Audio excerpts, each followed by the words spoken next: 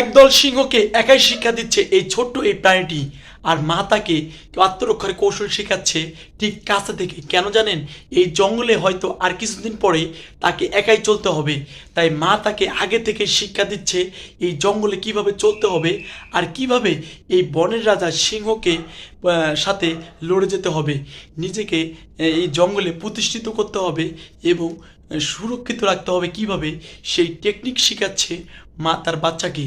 দেখুন, আসলে আমি বিশ্বাস করতে পারছি না এই ছোট্ট এই প্রাণীটি একদল সিংহের সাথে কিভাবে একাই লড়ে যাচ্ছে। ভাই, আপনি ভিডিওটি একটু লক্ষ্য করে দেখুন যে এই ছোট্ট এই প্রাণীটি কি সাহস, আসলে বুক ভরা সাহস আর চোখ ভরা আত্মরক্ষার কৌশল সে দেখাচ্ছে এই সিংহ দলগুলোকে। আসলে আমরা বাস্তব জীবনে মা বাবার যে শিক্ষা সেটাকে কিন্তু আমরা রূপান্তরিত করি।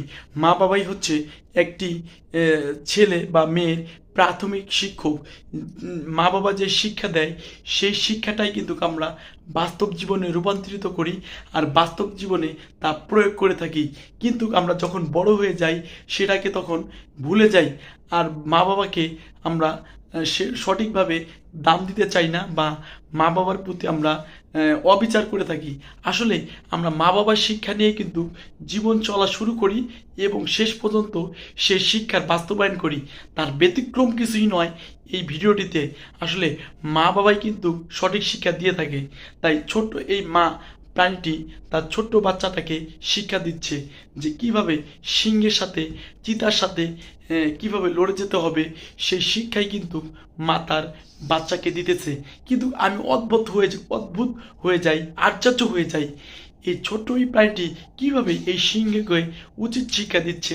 আর দেখুন, সিংহের সাথে সে একাই লড়ে যাচ্ছে, মা চলে যাচ্ছে কিন্তু সে সিংহের দিকে তেড়ে তেড়ে আসতেছে। বারবার ভিডিওটি দেখুন।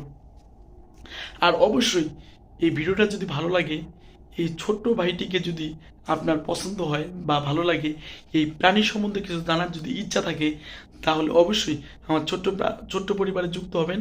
আর এই প্রাণীটির অবিশ্বাস্য কাহিনীটি অন্যকে দেখানোর জন্য, অন্যকে শেয়ার করার জন্য অবশ্যই ভিডিওটি শেয়ার করে দেবেন, যেন অন্য কেউ দেখতে পারে বা জানতে পারে মা বাবার প্রতি তার যেন একটু ভালো আস্থা চলে আসে। সে মা বাবাকে যেন ছোট করে কখনো না দেখে, মা বাবার সম্মান যেন তার কারণে তার কারো কোনো কাজে যেন নষ্ট না হয়, সেদিকে সে একটু হলেও যদি ফিরে আসে ভিডিওটি দেখার পরে, তাহলেই কিন্তু এই ভিডিওটার মূল সার্থকতা ফিরে আসবে। আসলে আমরা বাস্তব জীবনে মা বাবার মান সম্মান যাতে নষ্ট না হয়, মা বাবা যেন আমার কারণে কোনো জায়গায় মাথা নিচু না হয়, সেদিকে খেয়াল করে আমরা পথ চলবো। মা বাবাকে সম্মান দিতে শিখবো, কেননা আমাদের মা বাবাই কিন্তু প্রাথমিক শিক্ষক ছিল, আর এই পৃথিবীতেও কিন্তু আমাদের মা বাবাই নিয়ে এসেছে।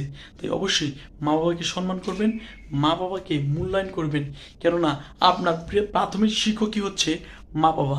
তাই এই ভিডিওটি লং হলেও একটু অন্যকে দেখার জন্য শেয়ার করে দিয়ে